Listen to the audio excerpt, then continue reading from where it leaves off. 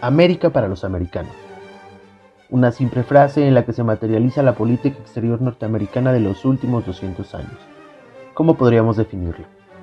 En el contexto del siglo XIX, cuando las naciones latinoamericanas apenas habían conseguido sus independencias, el sentido de la frase era otra. Ninguna potencia europea volvería a gobernar el continente americano, y que cualquier agresión contra las naciones americanas sería una directa contra Estados Unidos. Pero no fue así. Pronto Estados Unidos tomaría el papel no de protector, sino el de vecino incómodo.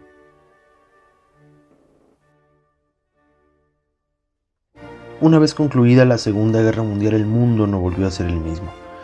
Los países vencedores se articularon en dos bandos.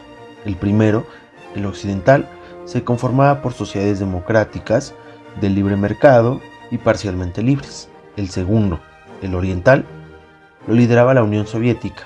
Ellos se caracterizaban por ser naciones con economías estatales planificadas, en lo político ser unipartidistas y tener un control casi absoluto de todos los aspectos de la vida.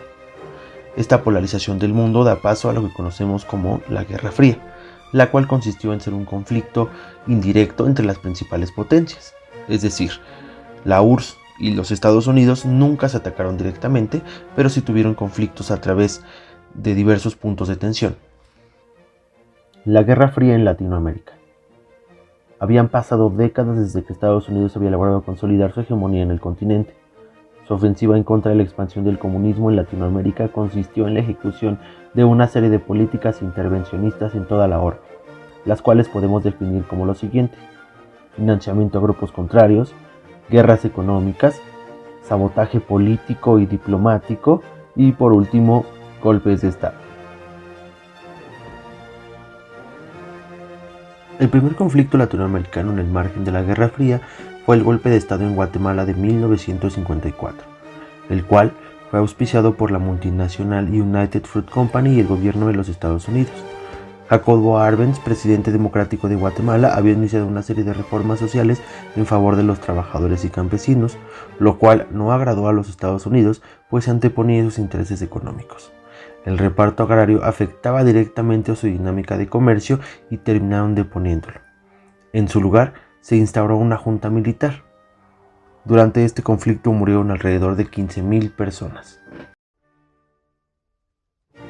El segundo conflicto latinoamericano fue el suscitado en Cuba en 1961, cuando un grupo de cubanos en exilio, financiados y entrenados por Estados Unidos, trataron de invadir y deponer a Fidel Castro. La operación en Bahía de Cochinos fue un fracaso rotundo y determinó las relaciones diplomáticas entre La Habana y Washington. Aunado a esto, en 1962, Estados Unidos interpuso un bloqueo comercial y financiero ilegal a Cuba, el cual, aunque al día de hoy los miembros de las Naciones Unidas rechazan, sigue vigente. Ocupación estadounidense a República Dominicana.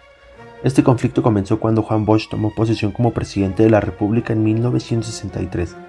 La serie de reformas que su gobierno implementó afectaban, al igual que en el caso guatemalteco, a los grandes terratenientes, en este caso a los azucareros. Bosch fue derrocado en un golpe de estado 7 meses después de tomar posesión y posteriormente se instauró una junta militar. 2 años después, el descontento inició una revuelta popular en contra de los golpistas, pero días después, los Estados Unidos, al ver que sus aliados no lograrían mantener el poder, pusieron en marcha la llamada Operación Power Pack e invadieron República Dominicana con 42,000 soldados. Golpe de Estado en Brasil. En 1963, el presidente João Goulart acaba de anunciar la reforma agraria, la nacionalización de las refinerías de petróleo y el fin de la evasión de capitales. El entonces embajador de los Estados Unidos, Lincoln Gordon, propició un golpe de Estado acusando al gobierno de comunista. La tiranía se justificó argumentando que Goulart atentaba contra la democracia. Los resultados de este golpe fue una dictadura de 20 años. Chile, 1973. Salvador Allende llegó a la presidencia en 1970 con la pugna Comunismo Pacífico. Las medidas que implementó consideraron en el reparto de tierras y principalmente en la nacionalización del cobre y las telecomunicaciones.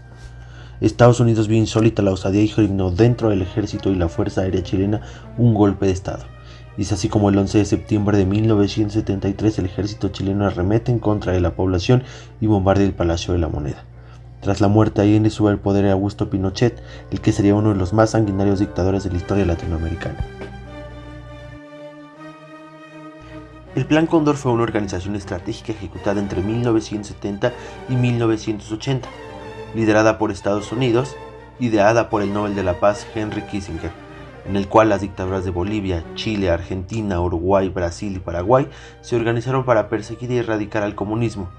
Las cifras indican al menos 50.000 muertos y 400.000 personas detenidas. El Salvador, década de los 80. Estados Unidos financió la guerra civil en El Salvador.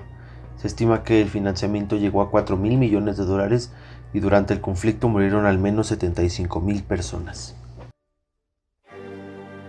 Panamá, 1989. La Operación Causa Justa buscaba derrocar al dictador Manuel Noriega. Se le acusaba de narcotráfico y crimen organizado, aunque cabe mencionar que durante años fue un informante y operador estratégico de Estados Unidos en la región centroamericana. Nicaragua, 1980-1991. Los Contras fueron un grupo contrarrevolucionario de oposición al gobierno revolucionario del Frente Sandinista de Liberación Nacional. Fueron financiados por Estados Unidos entre 1979 y 1990. Y es así como podemos hacer un recuento rápido de las intervenciones estadounidenses en Latinoamérica.